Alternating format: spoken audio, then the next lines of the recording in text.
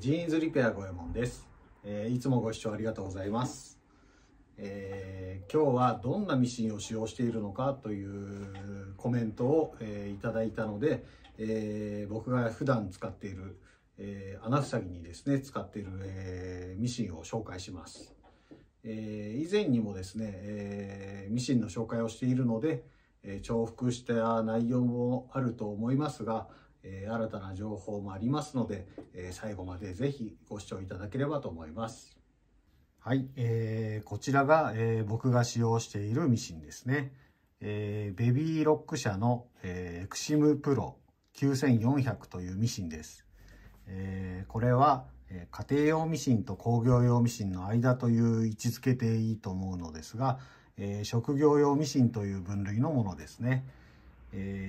なんで僕がこの職業用ミシンを使用しているかというと、17年ほど工業用ミシンを使用してジーンズの修理を行ってきたんですけども、ある時に予備として持っていたこの職業用ミシンの縫い目の方が綺麗なことに気づいてしまったんですね。それで穴ふさぎの場合はこの職業用ミシンを使用しています。漠然と職業用ミシンの方が、縫い目が綺麗だと感じてたんですけども、縫い目に関しては職業用ミシンの方が綺麗だと、YouTube チャンネルを持つミシン屋さんも言っていましたね。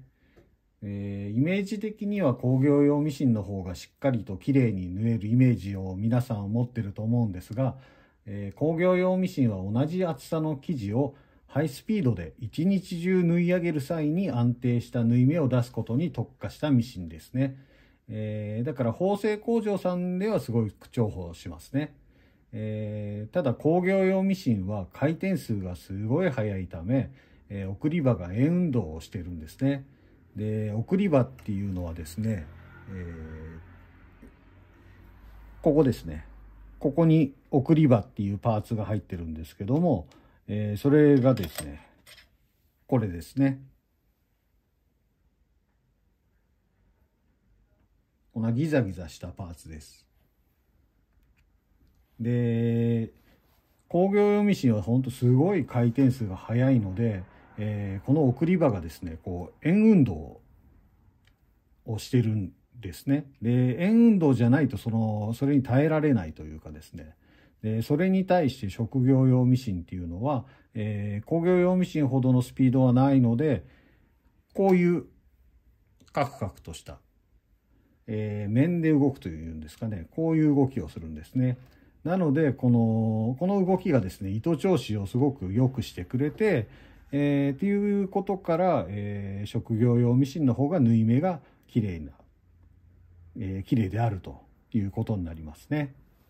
僕が職業用ミシンを使用する理由は他にもあって、どの職業用ミシンでも同じとは限らないと思うんですけども、このですね、押さえの圧力を目視で確認できるのがすごくとても重宝してますね。押さえっていうのはですね、この押さえ金ですね。この押さえ金を下に押さえつける圧力ですね。それを、変えることができるんですけども、職業用ミシンの場合はですね、よいしょ。ここにメモリがあって、このダイヤルを回すと、これを圧力を上げたり下げたりすることができるんですが、それを目視できるのがすごく、僕にとって重要ですね。で、この押さえの圧力を低くして、ジーンズの穴ふさぎの際に使用する叩きっていうやつをですね、施すと生地がすごい歪みにくいんですね。で、叩きっていうのはどういうものかというとですね、ちょっと実際にやってみますね。このジーンズですね、ここに膝の部分に穴が開いてても、叩きをできるようにちょっと下処理は済ませてあるんですけども、これをちょっと叩きで塞いでみます。ちょっとこれね、ストレッチジーンズなんで、やりづらいんですけどね。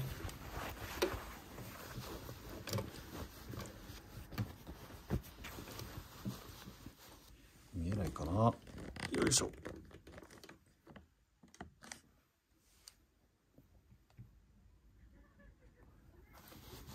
じゃあちょっと縫ってみますね。で、押さえの圧力はすごく低くしてます。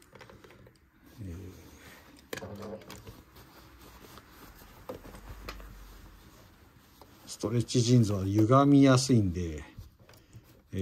得意ではないんですけどね。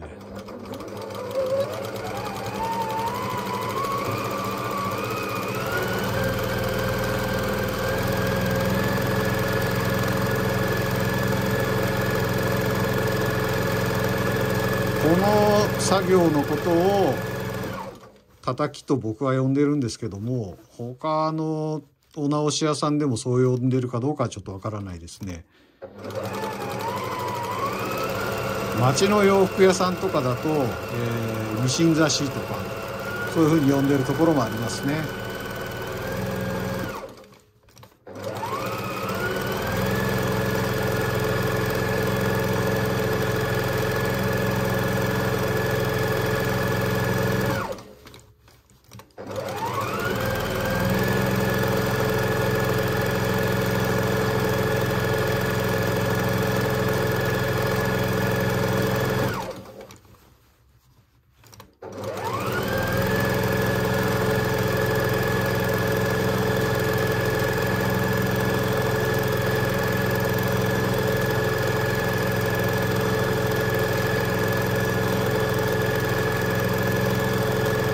これがもし圧力をすごい高めていると、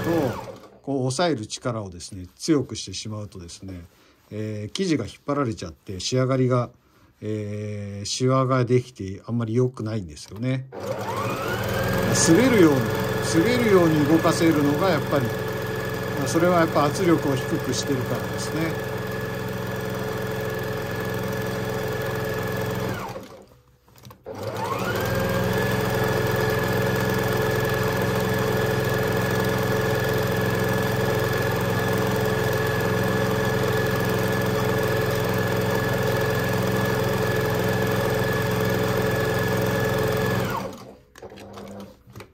これで穴は塞ぎ終わったんですけども、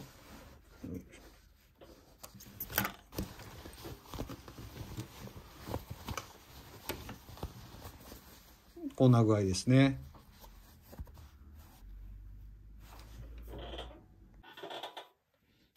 ここまではですね職業用ミシンのいいところをお伝えしたんですけども、実はですねちょっとデメリットもありますね。で、工業用ミシンを使用していた時にはですね全く起こらなかったことが、職業用ミシンではちょっと起こったんですけども、それがですねこの返し縫いのレバーの故障ですね。これがですね硬くなって動かなくなっちゃったことが、何度かありますね。で、その原因を追求すると、多分ですねスピードですね、スピードを早くですね返し縫いをずっと連続してやって、でそもそもそんな風な使用のされ方をきっとミシンメーカーさんも想定してないと思うので、そこにすごいやっぱ負担かかってしまって、ここのレバーが、ちょっと動かなくなっちゃったのかなとは思います。で、工業用ミシンの場合は常にですねオイルがこう循環しているので、すごいパーツが、滑らかに常に動いてくれるんですけども、職業用ミシンの場合はですねそのオイルが循環してないので、時々ですねそのミシン油を刺さないとですねちょっとご機嫌を狂わしてしまうというか、ご機嫌が斜めになっちゃうんですね。なんでその辺がちょっと、工業用ミシンよりは、扱いが難しいといえば難しいかなとは思います。あとですね、この職業用ミシンは、糸がですね、よいしょ、30番っていう太さですけども、このぐらいの太さまでだったら綺麗に縫えるんですけども、これ20番って、30番よりちょっと太い糸ですね。ジーンズの裾上げなんかでよく、使う糸の太さですけども、これはですねちょっとこの職業用ミシンでは綺麗に縫えない感じがします。ただ最近はこういう太い糸も使用できる職業用ミシンも出てきているので、それは使ったことがないので実際どうなのかわからないんですけども、結構綺麗に縫えるのかなって気はしますね。で、そうですね。で、じゃあうちの場合20番とか太い糸のこういう太い糸を使う場合はどのミシンを使っているのかというとですね、よいしょ。これですね。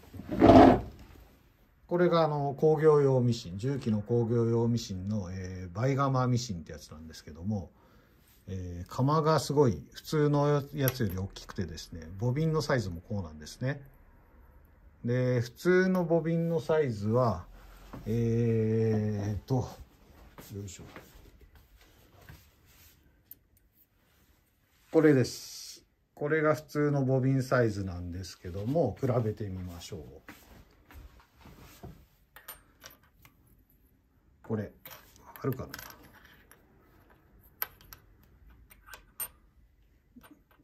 よいしょ。転がってる。こんな感じです。これぐらい差があるんですね。で、太い糸の場合、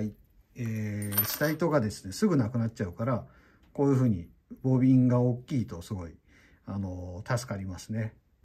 で、うちの場合は20番とか太い糸を使う場合は、この工業用ミシンのこれですね。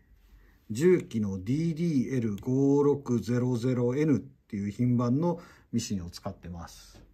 で、職業用ミシンとこの、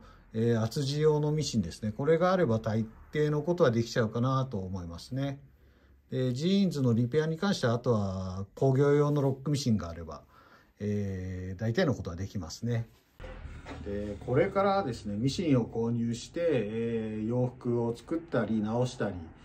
そういうことをお考えの人はですね、インターネットでポチッと簡単に購入するのも悪くはないんですけども、できればミシン屋さんに相談した方が、いいかなと僕は思いますね。で、ミシン屋さんの選び方もですね、いろんなミシンをすごい置いてあるところは確かにすごい魅力的なんですけども、ミシンの修理をされてる方が本人がいろいろ説明を聞いてくれて販売してくれる方が、そういう方の方がおすすめしますね。なんでかっていうとですね、自分で修理をしているといろんなものを直すんですね。で、いろんな情報が来て、で、このミシンのこの部分は良くないとか、このメーカーのこれはいいけどもこれはダメとか、そういうような情報をすごいたくさん持っているので、そういうのはですね、販売するだけの人にはちょっとわからない、ことなので、修理をしっかりとやってるミシン屋さんで購入することが一番いいかなと僕は思います。僕が使ってるベビーロックのエクシムプロ9400とか、あとはそれの上位互換というか自動糸切り機能のある、エクシムプロ9600なんかは使用してて、僕が使用してて全然すごく綺麗に縫えるし、これはおすすめですね。あとはですね、僕のジーンズの修理の、ジーンズ修理専門スタッフの影武者ですね。僕の影武者が使ってるのが、ジャノメ社のですね、HS75DB ってやつがあるんですけども、それ実はですね、このエクシムプロと同じなんです。中身が同じなんですね。で、このエクシムプロを作ってるのが実はジャノメらしいんです。なので、そのジャノメの HS85DX っていうやつはもう本当これとほぼほぼ同じなんです。で、ただ、ジャノメのそのミシンの方が少し、価格が安いんですね。なんで、そっちの方がちょっとおすすめかなって気はします。ということでですね、今回は、僕が使用しているミシンと、おすすめのミシン、あとはなんで僕がこのミシンを使っているかという説明でした。次回はまだ何も考えてないんですけども、またなんか撮って公開しますのでお楽しみください。